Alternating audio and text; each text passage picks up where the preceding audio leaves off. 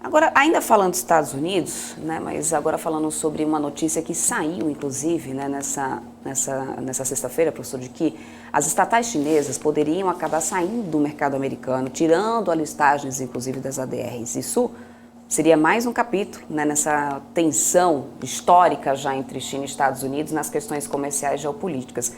Isso pode trazer alguma consequência a mais do que além, né, do mercado? Porque o que isso mexe na vida dos americanos, dos investidores também, claro, né, que possam ter posicionamento nessa empresa, e mais, o que isso mexe nessa relação, né, com a China, que já não é das melhores, nunca foi ali entre Estados Unidos e China, e diante de tudo que a gente está vendo acontecer também lá em Taiwan. Isso pode ter um gatilho relacionado a isso, na opinião do senhor? Eu acredito que você vem aí justamente nas medidas que foram prometidas em razão da visita da Nancy Pelosi, que não tinha nada a ver nesse processo todo, mas que vem dentro de um contexto que os chineses entendem e interpretam como sendo uma tentativa norte-americana de alterar os princípios aceitos quando da admissão da República Popular da China dentro das Nações Unidas. Não podemos esquecer que quando a China entra nas Nações Unidas, ela entra baseado no princípio de que existe uma só China e que Taiwan é uma província da China e que eventualmente seria reincorporada à República Popular da China. Este sempre foi o entendimento.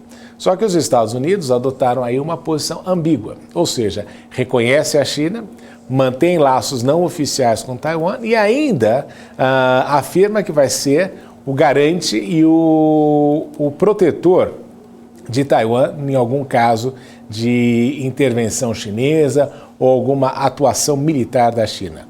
Obviamente que os chineses entendem isso como contrário aos interesses estabelecidos e ao contrário ao princípio que eles aceitaram em 1971 ou nos anos que se seguiram do início do relacionamento.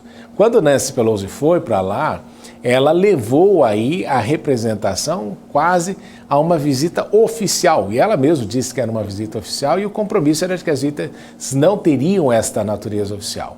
E vai dentro de um contexto que ela está viajando pela região e os chineses prometeram, olha, esse tipo de situação não é tolerável e, em princípio, agora, a China de hoje não é a mesma de 25 anos atrás, quando o presidente do parlamento americano foi, o presidente da Câmara de Deputados, Newt Gingrich, foi. A China hoje é muito mais assertiva e quer aí evitar que grupos separatistas dentro de Taiwan venham aí a querer instrumentalizar este apoio dos Estados Unidos. E a gente sabe, por exemplo, que os Estados Unidos não fariam esse tipo de situação se fosse na Catalunha, se fosse na Escócia, mas com a China, nesse processo de ascensão chinesa, você vê que vão colocando essas pedras de tropeço no caminho do desenvolvimento e no caminho dessa ascensão global da China. Então, quando eles retiram as empresas, eles afirmam que vão fazer isso, você tem que pensar duas coisas. Saem daí e vão para Xangai, e aí você pode ter uma transformação ainda maior das bolsas asiáticas e das bolsas chinesas, particularmente de Xangai, onde provavelmente isso deveria acontecer, na comercialização global. Então você internacionaliza ainda mais as bolsas chinesas. Isso pode ser uma consequência disso. Mas também se transforma num instrumento de pressão dos investidores norte-americanos no seu próprio governo.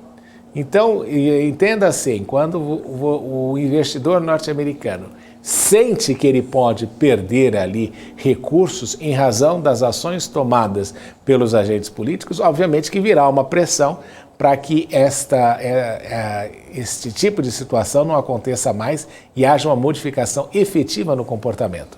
Então você transforma o seu inimigo em seu amigo quando você precisa que ele aí faça a pressão no seu próprio governo para que se contenha e retorne ao princípio, à obediência do princípio de uma só China.